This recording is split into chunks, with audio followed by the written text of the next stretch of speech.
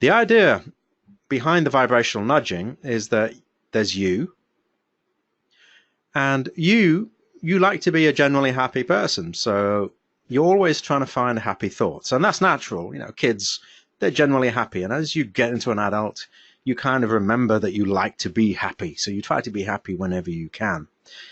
Then what happens is that you think a little bad feeling thought. Now, as soon as you notice yourself thinking a little bad feeling thought, you stop yourself thinking that bad feeling thought. Because certainly in reality creation circles, we know that bad feeling thoughts are not going to lead anywhere particularly good. So what you do is you take your attention off the bad feeling thought back to your happy place. However, the principle is that your vibration stays where you last leave it. So your vibration, if I can spell it, stays where you last leave it. Okay, I can't be bothered to write all that out. Now, because of that unfortunate tendency for things to operate that way, that means the next time you think about this thought, you're no longer thinking about it from this tiny little place. You're thinking about it from a bigger place, because it's basically got more energy now because you've just thought about it again. So this thought has gone from here to here, and now you're thinking about it as a big thing. Now you notice it and you take your attention off it back to a happy place again, and you think you're safe from it. But no, you're not, because your vibration stays WULLI. Yes, that's what it means. And so what happens is the next time you think that thought, you think about it from an even bigger place. And so it becomes even more painful to think. And now you want to rush away from it even more to that happy place. And what happens is there comes a point, and let's call it, let's call it the point of no return for no particular reason. I'm just inventing this as I go along. It reaches a point of no return whereby this thought is now feeling so bad every time you think about it, you no longer can go to your happy place. You're kind of out of range of your happy place. So what do you do instead? Well, you perhaps take some action to make yourself feel better. And that action could be anything. But people seem to have a tendency to want to take actions that diffuse their emotions. So those actions seem to revolve around some sort of substance of some kind. And that can be a substance as in a narcotic type of substance, maybe food, maybe drink, maybe, I don't know, whatever. But they take the action to feel better. So they've not now jumped back to the feeling good place, because that's out of range. We've gone past the point of no return where we could have jumped back. And we're now in this weird place where every time this thought activates, we're jumping to an action. So now the action now kind of diffuses the thought enough so we've convinced ourselves that we're back in this happy place. But we still haven't cleaned up the thought, and your vibration stays where you last left it. So the next time it activates, oh dear, oh dear, oh dear, oh dear. It is getting really big now. It's getting really big. And now we've already crossed that point of no return where we're doing something vibrational, and now we're taking another action towards making ourselves feel better. Now, if you take enough actions, and the actions are things that you're not too happy about doing, then we tend to call those addictions. And I'm sure many of us have experienced that kind of thing in the past. And addictions can range from almost anything. Anything that is a physical action taken in response to a vibrational soothing, you could say. A physical action in place of a vibrational soothing is in danger of becoming addictive. And it gets even worse than that. I never said this webinar was going to be cheery. So let me tell you a thing that makes it even worse. Is that now you've got this bad feeling, disconnected thing going on.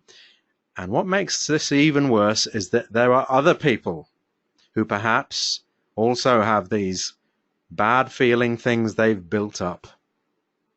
Yes, other people. So they might have these bad feeling things built up. And there's another person there who has a bad feeling thing built up. And so these bad feeling things you thought you were keeping to yourself, I'm afraid you were not. Because what's happening now is that all these bad feeling things are kind of coming together into a stream of bad feeling things. You could call it a river of bad feeling things, a river of thought. Now this is quite interesting stuff here, because this is why when you have thought something bad feeling for long enough, you only have to think about it the tiniest bit, and you get swept up in this thing so fast that you have no idea what's going on anymore.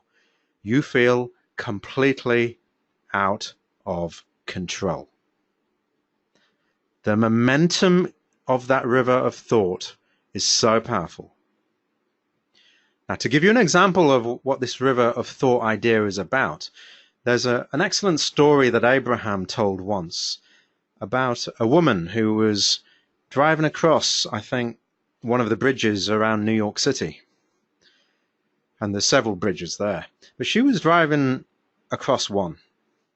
And she'd done this, I think, regularly. But on one particular day, as she was crossing the bridge, and the bridges are quite high, and you're looking down at the river and perhaps feeling a touch nervous. But it never bothered her. But on this day, she had a panic attack. And this is just out of the blue. Just a panic attack driving across one of those bridges. And so she asked Abraham about this. And what they said was quite interesting. They said that all these people who were going across this bridge, they all had a little bit of nervousness about crossing that bridge. Just a little bit. Perhaps some more than others, but just a little bit of nervousness. And now, let's call this nervousness, let's put it in the blue circles here. Now, all these little bits of nervousness, they've been turning into a river of nervous thought, you could say, regarding crossing those bridges. And this woman had somehow managed to tune herself into a bad feeling thing enough that she now became a vibrational match to this river of nervous thought that people had been accumulating from crossing these bridges. And so, the question then became, how did she become a vibrational match to that? Because she effectively went from being reasonably happy, she thought, to having a panic attack. And what it turned out had happened was there had been, I think, some kind of a break-in near where she lived. And she had been thinking about it, and she'd been starting to feel a little bit vulnerable. So she'd been practicing a little bit of vulnerability. And maybe then she'd taken attention off the subject, and then she'd practiced a little more vulnerability. And then she'd taken attention off the subject and maybe practiced a little more. And then she'd reached the point of no return, and she'd reached the point of the river of thought, of vulnerability.